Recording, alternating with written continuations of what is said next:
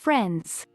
Maya is Sanskrit word and sounds as, what appears to human senses as if it exists but it doesn't exist to a man who is holding his level of consciousness which is common to humans, known as wakefulness, waking consciousness. Word Maya sounds like this because it is coined to indicate for things which have born out of movement. It is movement which gives birth to things, collectively called Maya, and it has to be illusory pd-odict. As movement gets ceased, Maya disappears, and as movement begins, Maya reappears. This movement goes on in what exists, however, it doesn't appear to human senses. This is consciousness. Enlightenment is state of consciousness. When your current waking consciousness is raised to next level, i.e. higher consciousness, it shows no movement, vibrations, and this is state of consciousness called enlightenment. When one's consciousness ceases to move, to vibrate, it becomes just observer, witnessed, and though he continues to perceive illusory things, he don't conceive things as if they exist. A man in his routine waking consciousness perceives rod of light with his eyes, but he is conceived that there is no existence of light rod. What he sees but rod as an illusory product being appeared to his eyes gets born out of movement of blinking light bulbs set in line. It is a good question. It shows that you are in doubt whether everything is illusion or not. It is an initial step towards knowing the truth. It addresses towards path of enlightenment. Many people even do not feel to inquire into it. They simply accept whatever is happening around them true, and life is limited within this periphery. But, what we find around us termed as illusion, by many enlightened persons. I will quote a story from Astabhakra Gita. Astabhakra's father was a pandit, learned scholar in Hindu philosophy, was in Raja Janak's kingdom. His father used to chant shloka, Vedic knowledge in Sanskrit, every morning. When Astabhakra was in his mother womb, he shouted, "Stop all these chanting, it is of no use." Father got angry, and cursed him to have 8 bends on his body. He was born with 8 bends on his body.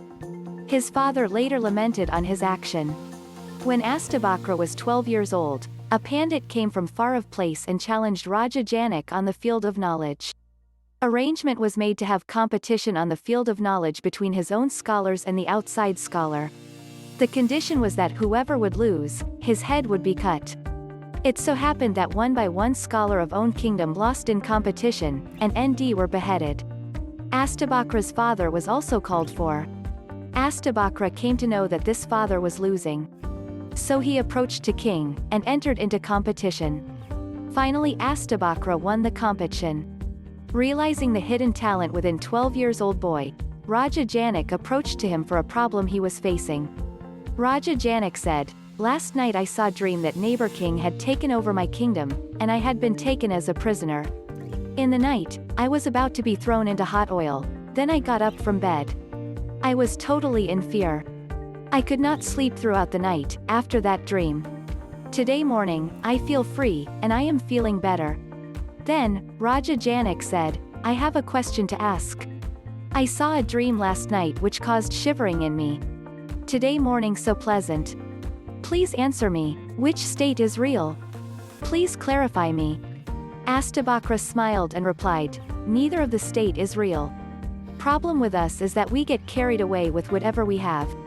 We believe the situation is true, whatever state we remain. It means we get carried away with what we face in that situation. But, we do not see, or watch the situation as it is. An enlightened person keeps himself a distance from whatever happening around. He does not get involved. He plays a role of a spectator. He knows that nothing is permanent in this world. Everything is dynamic in nature. There is seasonal variation, even variation in temperature, weather, etc. day to day, even minute to minute. Even each moment varies. Nothing is predictable. But, we stick to our old belief, perception, and lead a full life throughout. We are so much struck up with own views, we do not look at the things directly. Rather, we are habituated to look at the things from own perspective. But, life is dynamic in nature. An person is said to be enlightened, when he realizes the falsehood of the life a common man leads. He looks at the things from a distance, without getting involved in it. He keeps himself away from in every situation. Such a state is not easily reached. It is not achieved through effort. Enlightenment happens to a person when he walks on the path of meditation. Alternatively, if he understands, realizes the falseness behind the struggle in life, then he reaches that state.